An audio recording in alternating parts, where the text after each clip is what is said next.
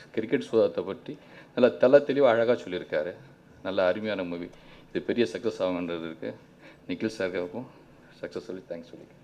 என் பேர் ஜிகேபி. நான் ஷாண்டோலன் கூட ஏற்கனவே முண்டாஸ் பற்றி படம் பண்ணியிருக்கேன். இப்போ இந்த படத்துக்கு வந்து ஷாண்டோலன் கூப்பிட்டு மச்சி இந்த மாதிரி ஒரு படம் ஒன்று பண்ணலான்னு இருக்கேன். இந்த மாதிரி நீ ஒரு 2 பாட்டு பண்ணணும் அப்படின்னு சொல்லி ஷாண்டோலன் சொன்னப்போ வந்து அன்றைக்கி பத்ரினா வந்திருந்தாங்க. அவர் ஒன்றுமே சொல்ல, அதாவது புதுசாக ஒரு பையன் புதுசாக இன்ட்ரடியூஸ் ஆகி சின்ன பையமாக இருக்கான், எப்படி நான் எழுத போகிறான் அந்த மாதிரி எதுவுமே கேட்கல பத்ரினா. சரிப்பா நீ எழுதுப்பா அப்படின்னு சொல்லிட்டு கிளம்பி போயிட்டார். அப்புறமேட்டு இந்த 2 பாட்டு எழுதி முடிச்சதுக்கு அப்புறமேட்டு ஷாண்டோன் ஒரு ஃபுல்லாக பத்ரினாட்ட போட்டு காமிக்கிறப்போ பத்ரினா நான் எந்த சேஞ்சஸுமே சொல்ல அதில் அந்தளவுக்கு ரொம்ப ஃப்ரீடம் கொடுத்தாங்க. ஷாண்டோல்டன் வந்து ஒரு ஆரம்பத்துலேருந்து நானும் ஷானும் ஃப்ரெண்ட்ஸ் அப்படிங்கிறதுனால வந்து எனக்கு ஒர்க் பண்ணுறதுக்கு ரொம்ப ஈஸியாக இருந்தது. இந்த 2 பாட்டு தண்ணியில் ப்ளஸ் நாளெல்லாம்ங்கிற ஒரு 2 சாங் நான் எழுதின first duet plus first item song இதுதான் இந்த படத்தில் தான் வருது. மிகப்பெரிய சந்தோஷம். பத்ரியோட 5 படம் பண்ணியிருக்காரு. எல்லா படமும் ஸ்கிரிப்ட் பண்ணும்போது என்ன கொஞ்சம் கூப்பிடுவார், நீங்கள் கூட இருங்கன்ட்டு. அதுக்கு என்ன காரணம்னு நினைக்கிறேன்னா கொஞ்சம் வேவ் லென்த் கரெக்டாக இருக்கும். அவருக்கு என்ன தோணுதோ நான் கரெக்டாக புரிஞ்சு சொல்லுவேன். அவர் நான் எதாவது சொன்னால் கூட இது போதும்ன்ட்டு அக்செப்ட் பண்ணிப்பார். ரெண்டாவது ரொம்ப ஈகோ கிடையாது, ரொம்ப ஃபாஸ்ட் கிரிஸ்பிங் அவரோட பவர் இருக்கும் அவர்கிட்ட. ஐக்யூன்னு சொல்லுவாங்க இல்லையா, அதே மாதிரி நம்ம சொல்கிற விஷயங்கள் கூட விஷுவலாக பார்க்கும்போது ரொம்ப எக்ஸ்ட்ரானே எடுத்துருப்பார். ஸோ அதுதான் ஒரு கதாசிரியருக்கோ மற்ற விஷயங்களுக்கோ ரொம்ப யூஸ்ஃபுல்லாக இருக்கும். இந்த படம் பார்க்கும்போது எனக்கு தோணுச்சு நிறைய விஷயங்கள் ரொம்ப நல்லாவே பண்ணியிருந்திருக்காரு.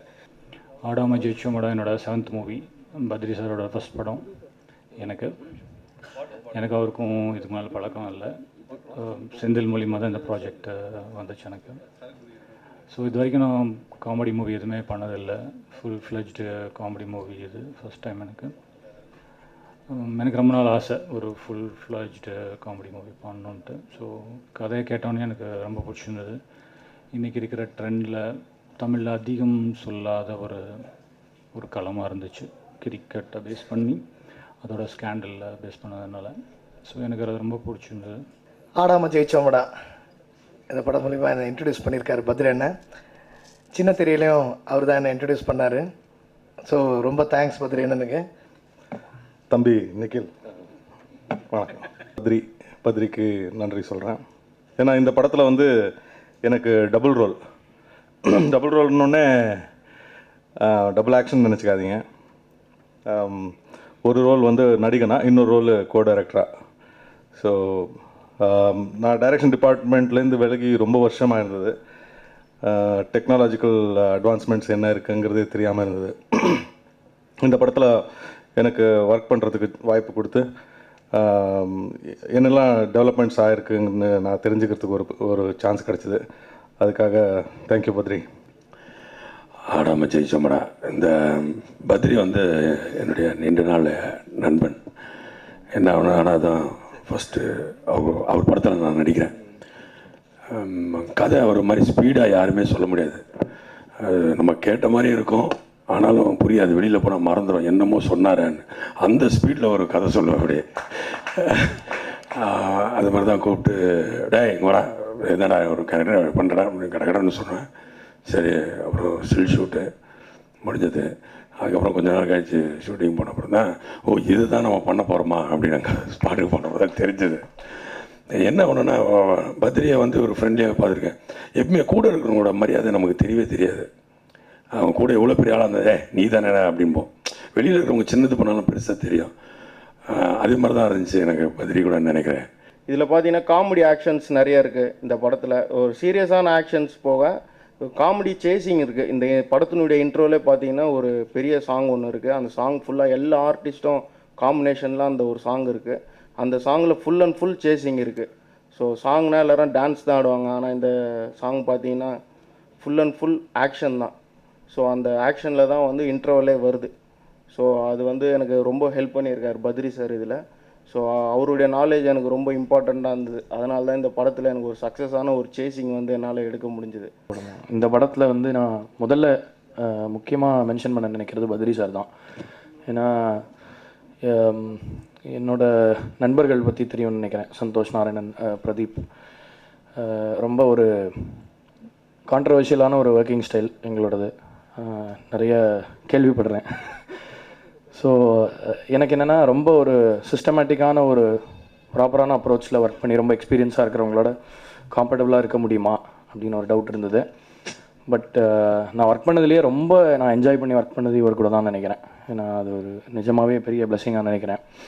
எனக்கு வந்து ஒரு ஃப்ரெண்டாக ஆரம்பித்த அண்ணன் மாதிரி ஆகிட்டார். எல்லாருமே அண்ணான்றாங்க, நானும் அதே சொல்கிறேன். நிஜமாகவே அண்ணாவாக தான் நினைக்கிறேன் அவரை. பத்ரி சார் வந்து எனக்கு லாஸ்ட் இயர் கூப்பிட்டுருந்தார். நம்ம கூப்பிட்டு கர்ணாவை ஹீரோ வச்சு படம் பண்ண போகிறேன்னு சொன்னார். ரொம்ப சந்தோஷப்பட்டேன். நான் அவருக்கு ரொம்ப தேங்க்ஸ் சொல்லேன். கர்ணா என்னோட பெஸ்ட் ஃப்ரெண்ட். அவனுக்கு ஹீரோ வச்சு பண்ணுறீங்க சார், ரொம்ப ஹாப்பி அப்படின்னு. ஹாப்பி மட்டும் கிடையாது, நீ இதுக்கு சப்போர்ட் பண்ணும், இதில் ஒரு காப் ரோல் இருக்குது, அந்த இதாக பண்ணணும்னு சொன்னார். கண்டிப்பாக அப்படின்னு பண்ணது தான் இது. ஏன்னா பத்ரி அண்ணன் வந்து எனக்கு வந்து 4 வருஷமாக பழக்கம், 4-5 வருஷமாக. ஸோ இந்த ரெண்டு கர்ணனும் பத்ரி சார் ரெண்டு சேரும்போது கண்டிப்பாக ஏதாவது பண்ணணுன்னு இருந்தது. ஸோ இந்த ரோல் ரொம்ப முக்கியமான ரோல். என்ன சொல்கிறது, ஒரு த்ரில்லர், ஆக்ஷன், ஹியூமர் அப்படின்னு சொல்லும்போது ஒரு எல்லாமே மிக்ஸ்டு ஒரு ஜானர்னு சொல்லலாம் இந்த படம். இது வரைக்கும் நான் காப் ரோல் வந்து ஷார்ட் ஃபிலிம்ஸில் பண்ணியிருக்கேன், ஆனால் ஃபீச்சர் ஃபிலிமில் பண்ணதில்லை. ஸோ ரொம்ப எக்ஸைட்டிங்காக இருந்த யூனிஃபார்ம் போடுறது கொஞ்சம் அன்ஃபிட்டாக தான் இருந்தேன். பட் என்னால் முடிஞ்ச அளவுக்கு நான் பண்ணியிருக்கேன். இதுக்கு பத்ரி சார் ரொம்ப தேங்க்ஸ் சொல்லணும்.